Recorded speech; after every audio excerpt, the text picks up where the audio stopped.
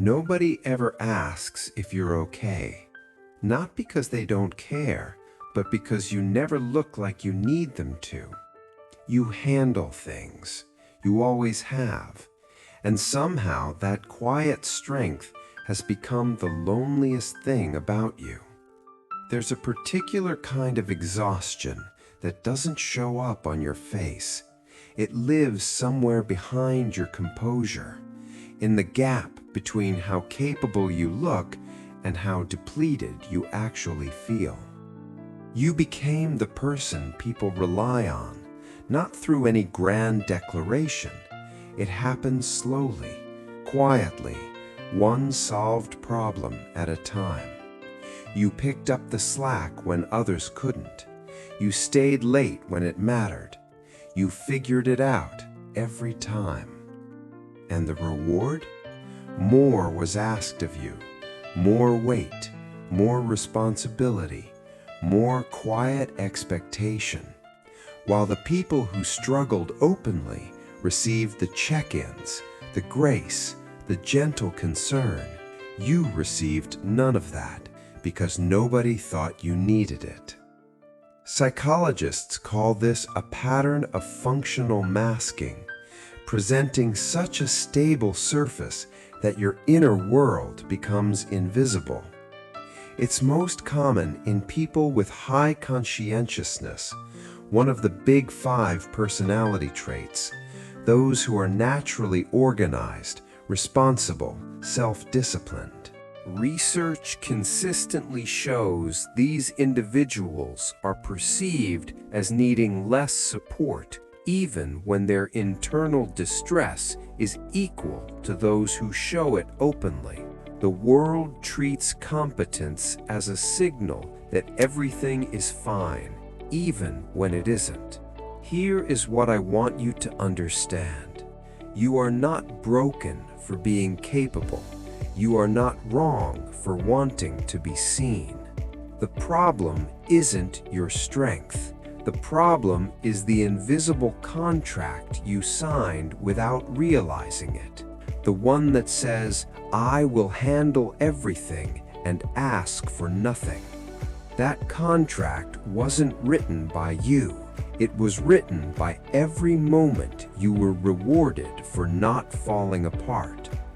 Psychologists call this intermittent reinforcement of self-suppression. The more you're praised for staying composed, the more your nervous system learns that composure is the only safe mode of being. You weren't trying to disappear. You were trying to survive, and you did remarkably well. Let's go inside the brain for a moment. Your prefrontal cortex, the part responsible for planning, regulation, and control, is extraordinarily well trained in you.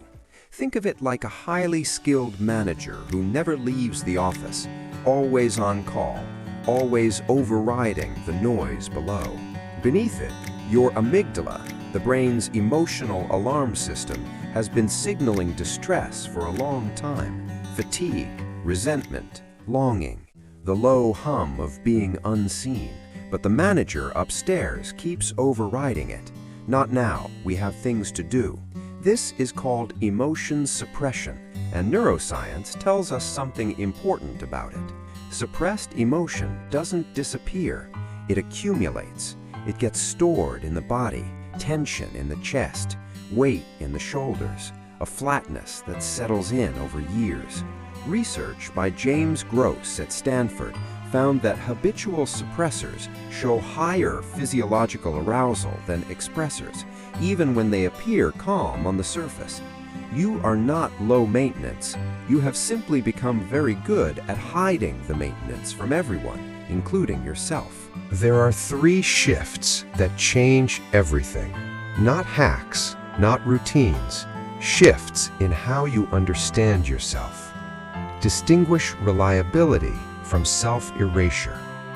Reliability is a value. Self-erasure is a trauma response. They can look identical from the outside, but one comes from strength and one comes from the belief that your needs are a burden. Attachment theory tells us that children who learn their emotions are inconvenient develop avoidant attachment.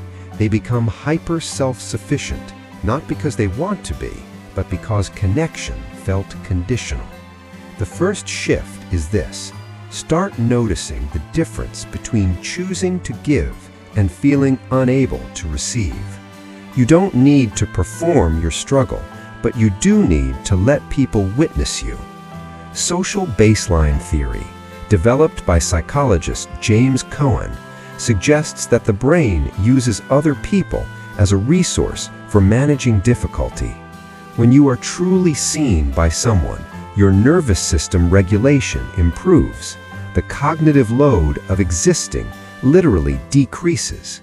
Strategic visibility means allowing one honest sentence into spaces where you'd normally offer none. Not a breakdown, not a performance of vulnerability, just a window, just enough for someone to look in. Renegotiate the invisible contract. The contract that says you handle everything was written in behavior, not words. It must be rewritten the same way. Behavioral economists call this a default effect.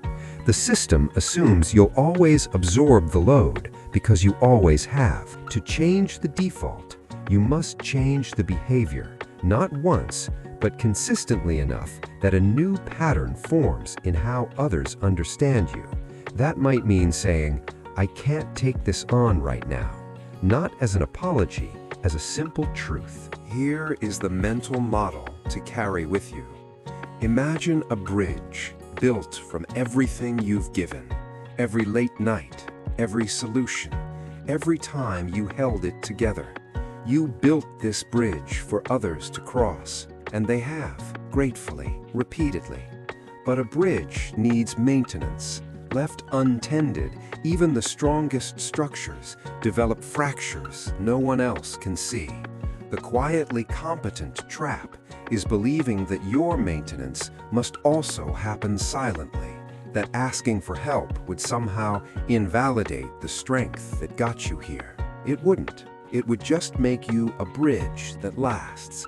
You don't need to become someone who falls apart. You don't need to announce your exhaustion to the world that never asked. But you do deserve to be known fully. Not the version of you that handles everything, though that version is real, but the version that carries weight in the quiet, that feels things deeply and says nothing, that has held more than most and asked for so much less. That version deserves a witness. Maybe that witness starts with you, acknowledging without judgment what this has cost, what you carry, what you've earned the right to put down. Competence was never supposed to be the price of your belonging. You are allowed to be both capable and cared for at the same time without earning it first.